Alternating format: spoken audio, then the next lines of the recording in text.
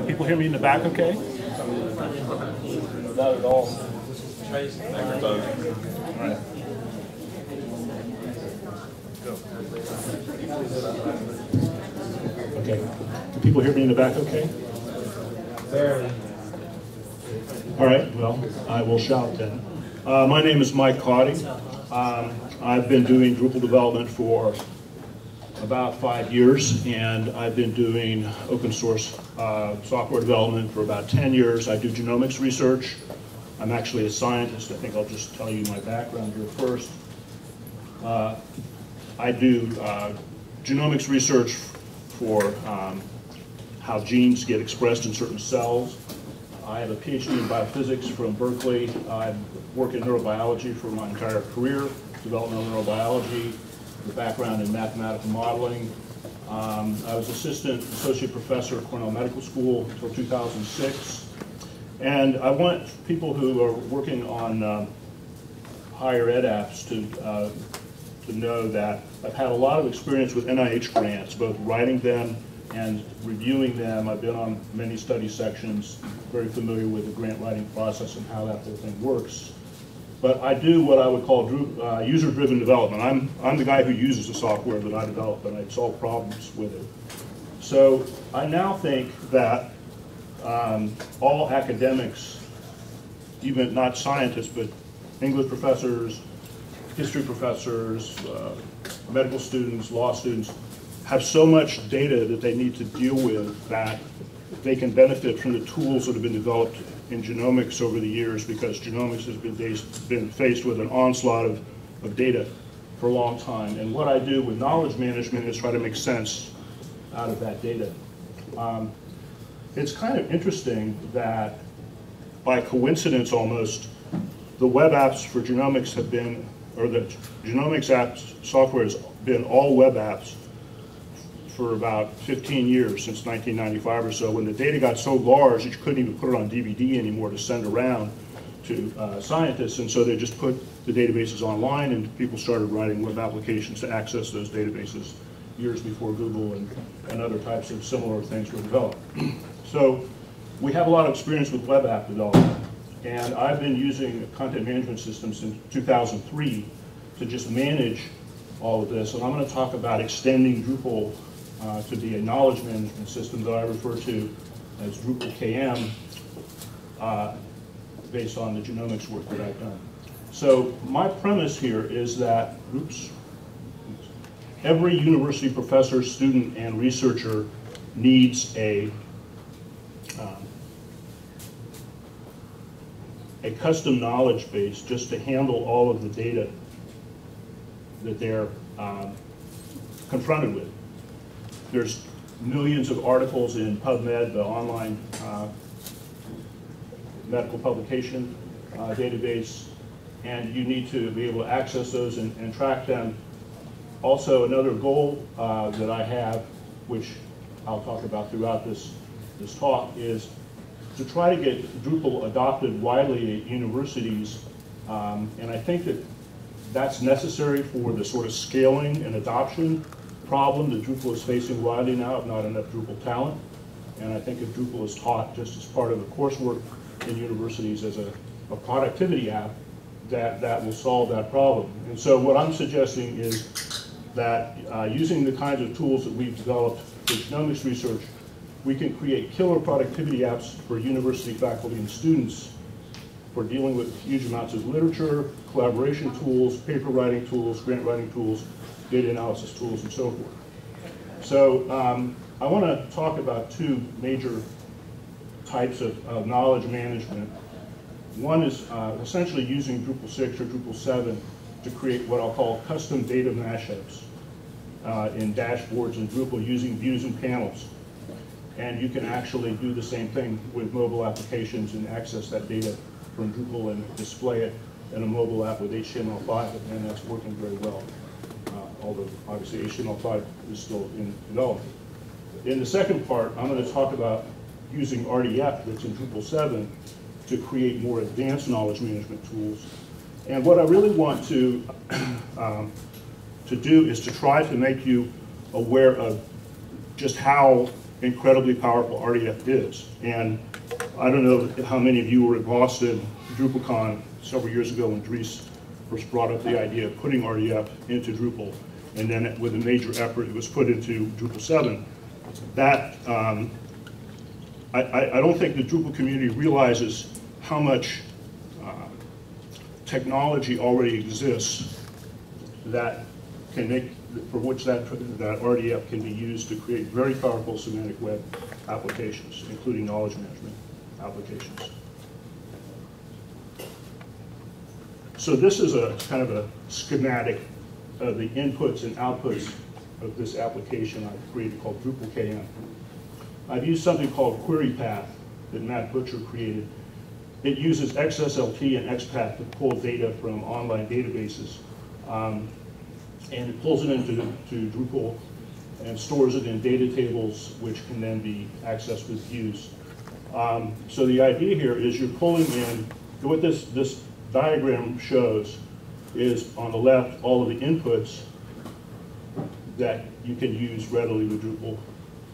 On the right are the outputs, or the displays, and you can access things from the web, or you can have local data stores and things stored in Drupal, and you can have external databases stored locally, like NoSQL databases and so forth.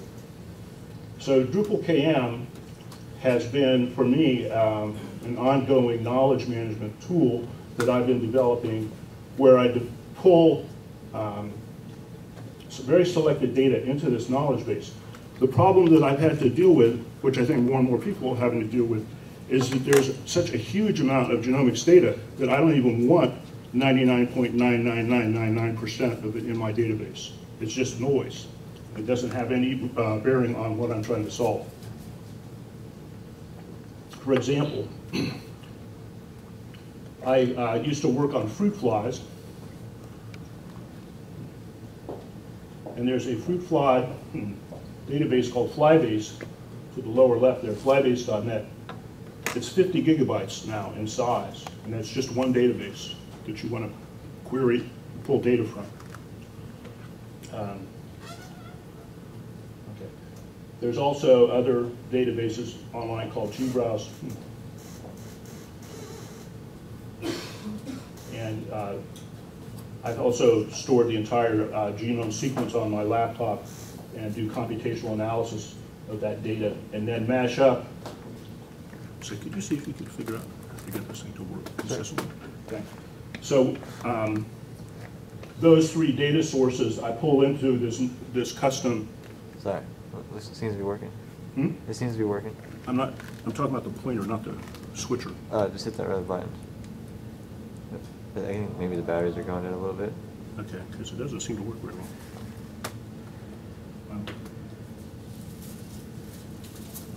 Probably need some new batteries. All right. Okay, so let's see, how's this going to work? At any rate, what I do is I pull selected data into a local database and store it in tables, and then I can do data mashups with specific data to create.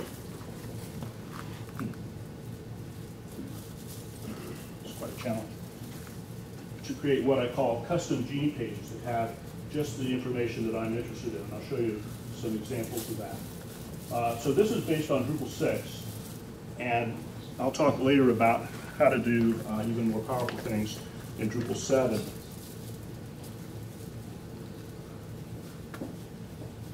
So one of the things that I'm going to show you is an application, a specific use case of Drupal KM called Gmod Views that takes the data from these three databases. By the way, does anybody by chance have a light pointer? Laser pointer working? So data from these databases pulled into Drupal Gmod Views, and I'll show you some examples of how you can display that data in Drupal.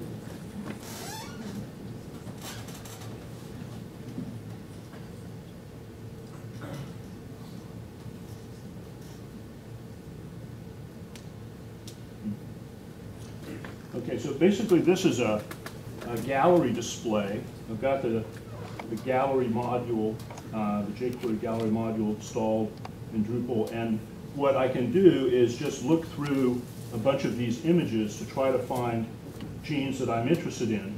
I don't know if you can see this well enough to tell that there's a gene here with exons and introns, stuff like that. But all of these are, it's just a typical gallery, but what it's a gallery of is genes that I'm interested in and that I've stored in my database. And I can click on one of these and pull up the data for that particular gene, including a summary that comes from Flybase, and it describes exactly what the gene does. It includes some of the DNA sequence information. It includes this image that was created by an application called gbrowse. So if I want to run a query over all of these databases and store them in Drupal, it might take an hour or two, even longer, even overnight, to generate all those queries and results. And then to store them locally gives me ability to pull up that data immediately, just out of the Drupal database.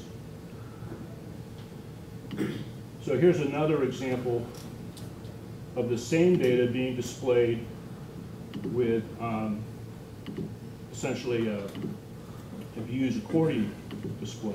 So I should mention to you that what I'm trying to do with this is to convince my genomics colleagues to use Drupal as a default web framework and content management system for genomics. So I'm really just trying to develop proof of principle apps here.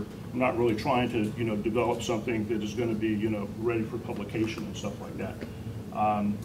And that's the goal, really, is to convince my colleagues who are mostly Perl hackers of the advantages of Drupal. So anyway, you can see that after pulling this data into Drupal, it's very easy to access it and look at the data in these different displays. So you guys already know about that kind of stuff because you are all Drupal users, or most of you anyway, except for the Python guys.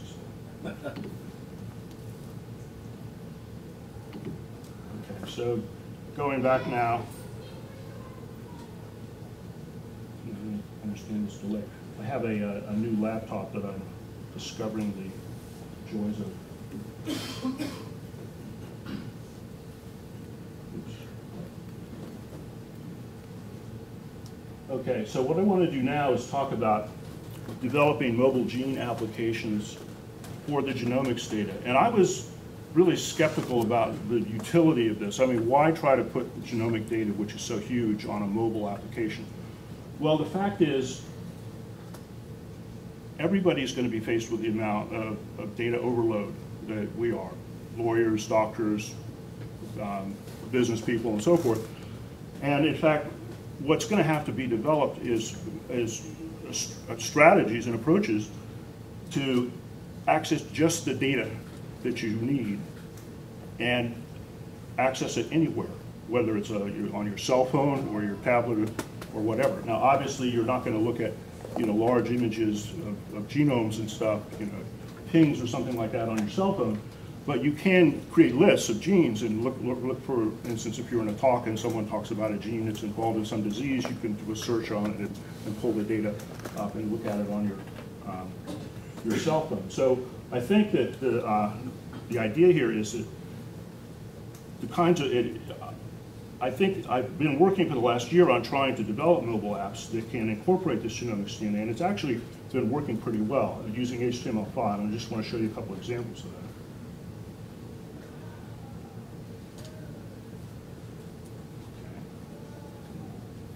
that. Okay, so this I use, or have been using in the past. I'm not quite sure what the future's going to hold, but I've been using the Adobe Air system and Flex for developing mobile applications because you can write just one code base and have it work on iOS or Android or other things, but really all I'm interested in is iOS and Android. What I want to show you is what's called a custom gene page. It's the same data that I showed before with this summary of gene information, DNA sequence information, the image. here pulled out onto a Galaxy Tab, 7-inch tablet. So this is a screenshot.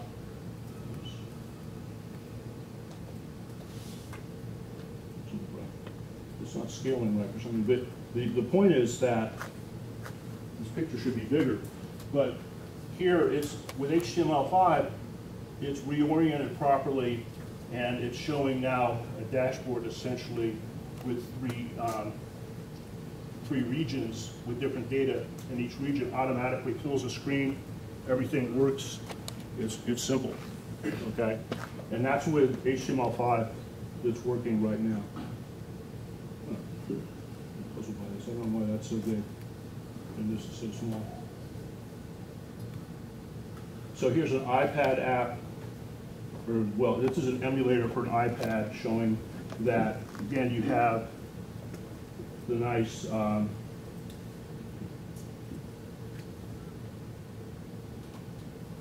filling of the screen with all the rounded corners looking right, and these different areas that stack vertically for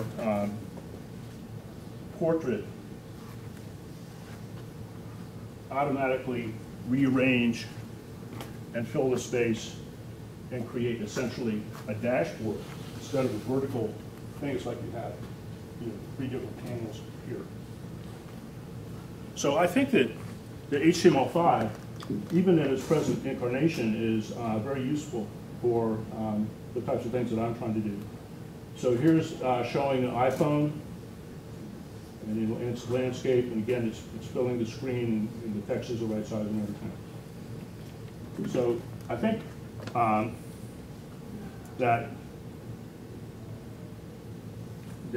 we need to think more and more about having every kind of data accessible to every type of device. And that's called, well, that's this mobility access question, you know, that was brought up in the previous talk. HTML5 goes a long way, and you can simply avoid all of the hassles of, you know, the theming layer with Drupal and so forth, of just pulling data out, storing it as HTML5 pages, pulling it out of Drupal as HTML5.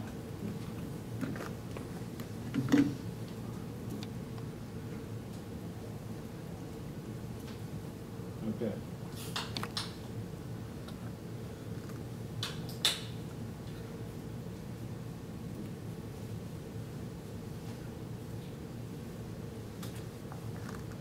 Okay, so what I want to do now is to talk about literature annotation tools. What I showed you in the previous example is how you can use Drupal to create data mashups from very large data sources, like 50 gigabyte database and so forth. There's also a huge problem of publications. There's over 20 million publications in PubMed now, and their journals are coming out with publications all the time. And you need to be able to annotate those and access them and store them locally and create a knowledge base to be able to follow all this literature. So what I've shown here is a dashboard that creates 3 panels, that's actually 4 panels, where over here is a set of journals, and you just click down through here. This is Cell, Molecular Cell, and so forth, different journals. When you click on a journal, you instantly get with Ajax the titles of those journals. When you click on the title that you're interested in, as you scan down through, you get the abstract. And what this has is a rich text editor where you can go in and annotate the text and make your own notes and so forth. So this is a very powerful way to go through, stay on top of the hundreds of journal articles in your field that are coming out every month. It's a big problem in the biomedical industry, and this is really essentially a killer productivity app for addressing that particular problem.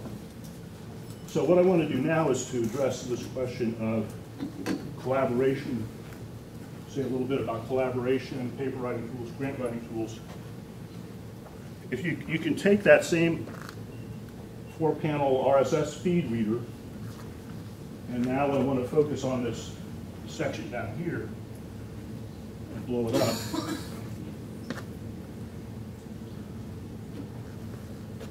In addition to making annotations in the text itself with this rich text editor, you can make notes down here. You can tag the article with taxonomy terms. You can save it locally to your own database. If you're just scanning through journal articles, you don't necessarily want to save them all, but you can save them.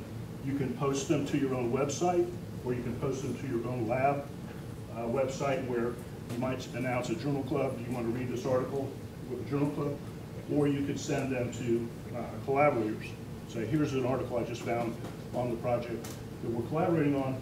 This is interesting, let's talk about it. So this is the kind of tools that are very useful for doing collaborations. The same thing if you tag these articles as they're coming through. Each time you access or go through the journals, tag them the first time you see them, or make notes about them, you can call up those notes with the tags and so forth and searches when you're writing papers later, when you're writing grants maybe 2 or 3 years later, and you hadn't thought about some particular paper for a long time. It's in your database, and you just pull it up.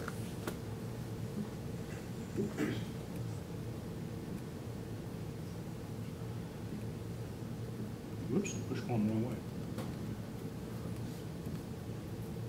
Okay, so one thing I want to do is mention that the same kind of technology of using views and panels in Drupal to make data mashups not only is very useful for like big data problems like genomics and biomedicine and so forth. It's a very generic system, and one of the things that I do in my spare time a lot is I get involved in human crisis projects. So when the Haiti earthquake hit in 2010, there were 15 million cell phone messages sent out in the first 2 weeks of people who were trapped in buildings, people who had fled the city after the aftershock. A few days later, were living in camps outside the city. And there were supplies at the airport that doctors out in the field needed to do surgery and so forth, but they're missing some adapter for their, machine, so they can't even plug it in. All these problems were just over and over on the internet or in the news. And so Robert Douglas and I started this project called the Haiti Earthquake Information Project about 5 days after the earthquake. And basically we created the same kind of data mashup and knowledge base using views and panels the same way I use them for genomics, and we were able to successfully get emergency food to about 5,000 people in these 7 camps on the outskirts of Port-au-Prince. The earthquake had hit very hard on the 10th, I believe, the 12th. A few days later, an aftershock came and it scared everybody out of the city. And so people all moved out of the city. Port-au-Prince were living in camps outside the city, and nobody knew where they were. The World Food Organization knew where they were. There were all these camps. And so we were able, with this data mashup that I'm going to show you here, to really get food to a lot of people. So it turned out that people started retweeting the cell phone messages with hashtags, pound Haiti, pound need. This is stuff we need at this location. We need water, food, and medicine. Here are people, pound Haiti, pound have. We've got this stuff. It's at this location. If you come and pick it up, we'll give it to you. So we were able to mash up these needs of people with the haves, with the exact same thing. This is Drupal panels with 2 different views, each of which has a feed for a Twitter search for pound Haiti, pound need, or pound Haiti, pound have. So the kind of flexibility and power of using views and panels for these data mashups is really pretty amazing. Okay, so I've talked so far about sort of generic tools using views and panels for literature annotation, collaboration, paper writing, and so forth, custom data mashups that you could do in either Drupal 6 or Drupal 7. What I want to do now is just tell you a little bit about RDF. And just as genomics in some ways led the way in terms of web app development, because the data sizes were so big, it's also led the way in RDF. But I don't think anybody in the Drupal community knows about it. So that's what I want to make people aware of right now. So I've been trying to promote in the Drupal community awareness of something called graph databases. And graph databases have been around for a long time. Graph theory has been a major part of mathematics for about 300 years. And there's all sorts of powerful graph algorithms for dealing with graph databases. But basically RDF is graph data. It's a really, really simple one-to-one match putting RDF into a graph database. So it's really an optimal data store for storing, querying, and processing RDF data. And I want to show you some examples of those queries. And you can use these to create semantic websites. I'm going to show you some data stored in what's called a Uniprot knowledge base. Uniprot is a genomics database for proteins. It's been around for many years, and now they've put their data into RDF. You can also do social network graph analysis, and I was collaborating with people to try to help the Occupy Wall Street movement coordinate their communications between different camps, and we applied for a Knight Networks grant. Knight is aware of the importance of networks and graph analysis, and they recited papers using graph analysis as part of their inspiration. They came out with a special networks grant, RFA, in the spring, and we applied for that. And also it turns out that natural language processing is very readily handled with RDF data and graph databases. So what a directed graph is in the RDF data model, if you haven't seen it before, is essentially it represents data statements of subject, predicate, and object. And then if you want to link data on the web, each resource must have a specific identifier, and then you can do queries between different resources with a single query. It's called a Sparkle query. That's one kind of query that you can do. And you can do this across multiple databases without really getting into details about data schemas and stuff like that. And that's incredibly powerful. So here's an example of data in this Uniprot knowledge base. You define namespaces that tell you what the terms mean. There's basic name terms from RDF, RDF schema, AL is web ontology language, DC is Dublin core. These are all very broadly used standard RDF data stores and schemas. And then you also put in, define specific ones. So here's the Uniprot RDF data for its core. Here's the Uniprot for enzymes. Here's the Uniprot for taxonomies. And the data, again, is in a subject, predicate, object. These are IDs for proteins in Uniprot. These are predicates that describe particular characteristics of them. What type are they? It's an enzyme, organism, and so on. And then the object is the value.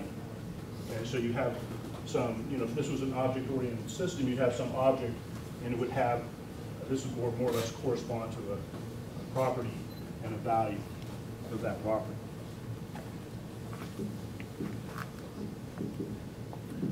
So then when you have that kind of data, you can do queries. You define in your query what namespaces you're going to use.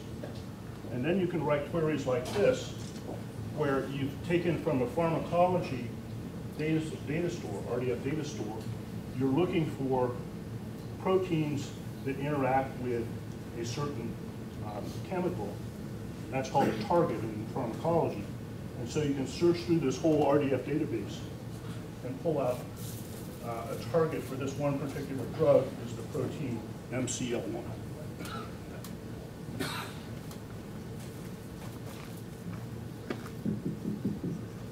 So this is an example that was done by one of my colleagues named Alan Ruttenberg, who's a RDF and OWL expert.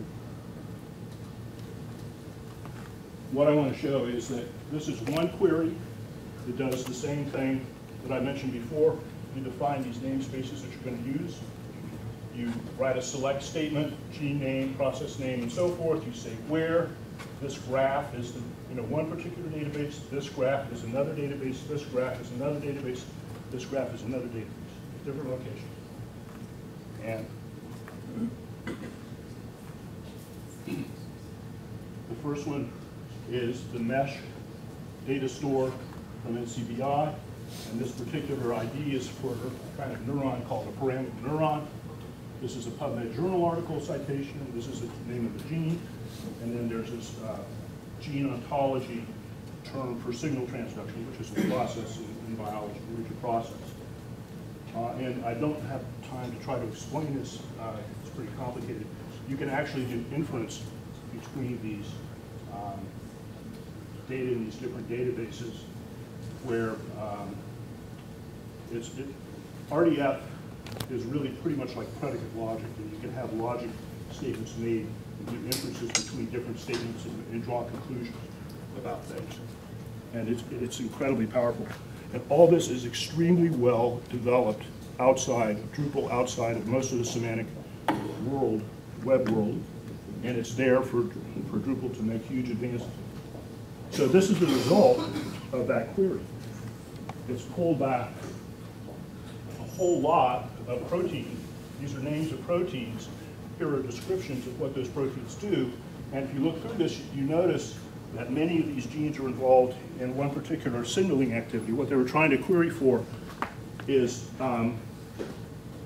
proteins involved in, likely to be involved in Alzheimer's disease for which a particular drug might be a target.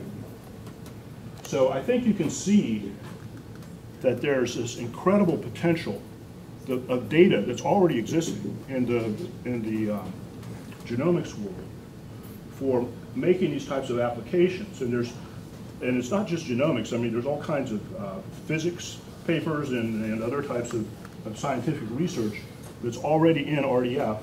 And I think that if we try to target those users, essentially university professors and students, and create what I would call killer productivity apps for them to just be able to manage all of the data, and not only manage the data, but find knowledge in it, create knowledge by doing these searches, creating custom knowledge bases and so forth. They'll be able to have very powerful knowledge management tools for literature annotation, collaboration, and so forth. I've mentioned that this notion of graph databases. So Stefan Korleska, who many of you know as SCORE, who was one of the main people who put RDF into Drupal 7, and he's really an RDF expert.